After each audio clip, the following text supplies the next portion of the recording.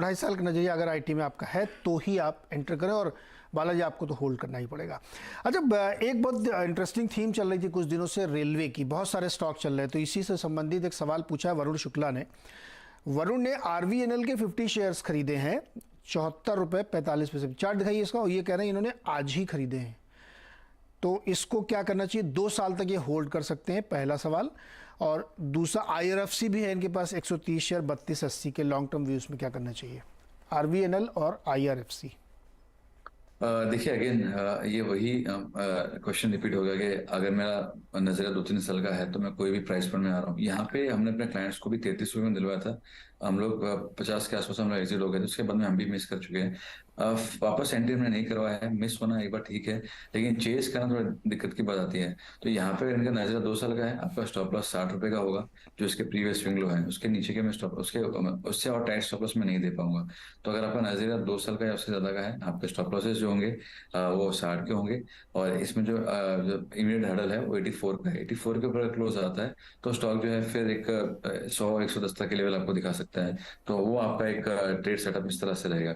रही बात आईआरएफसी की, सिमिलर स्ट्रक्चर है, काफी मोमेंटम आ चुका है। अगेन इसके अगर मैं स्टॉप लॉसेस दूं तो इसके 27 रुपए के स्टॉप लॉसेस आएंगे, और इमीडिएट हर्डल जो इसका है वो 37 का है। एक बार इसके ऊपर क्लोजिंग आ जाती है तो स्टॉक जो है वो एक बार 47 से 50 रुपीज ये आपको लेवल दिखा सकता है। ओके, अच्छा, बहुत ही दिलचस्प सवाल लिखते हैं लोग।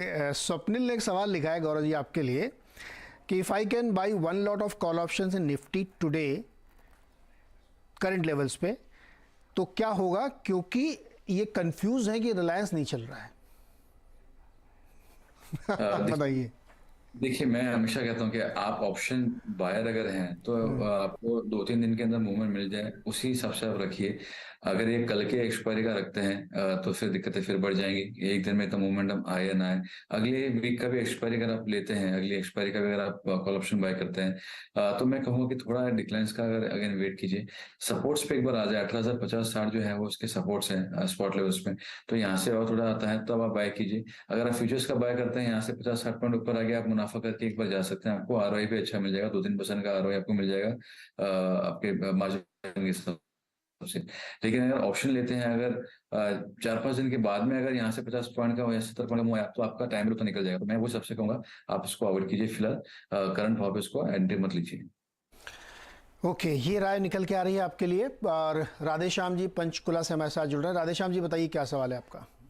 सर, मेरे पास 1500 शेयर हैं भारत इलेक्ट्रॉनिक्स लिमिटेड के at the rate of 110।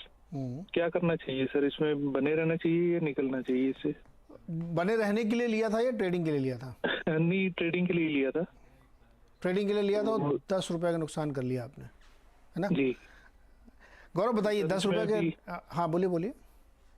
Sir अभी थोड़े 6 महीने में रुक सकता हूँ अभी इसमें, और अब मजबूरी है, रुकना ही पड़ेगा गौरव। हम लोग यही रोज सिखाते हैं राधे श्याम जी, अदरवाइज मत लीजिएगा। कि अगर आप ट्रेडिंग ले लेना, स्टॉप लॉस जरूर लगाया करिए। अभी देखिए 10 रुपए नीचे आपके। चलिए पूछते हैं, गौरव जी बताइए, ये 110 रुपए तो उन्होंने खरीदे हैं, अब कैसे कमाई की जाए इस पे? देखिए आपने बिल्कुल सही कहा। अगर आप स्टॉप प्रोसेस ट्रेडिंग के हिसाब से लेके नहीं करते हैं, फिर आपको ये नहीं रुकना चाहिए कि मैं 1 महीना 2 महीना रुकूं। अगर 2 महीने तक स्टॉक अगर 95-98 में रहेगा तो क्या आप एग्जिट करेंगे? वो एक बात हो जाती है, क्योंकि लॉस में आपने अब तक एग्जिट नहीं किया तो आप 2 महीने बाद में मुश्किल से आप एग्जिट कर पाएंगे।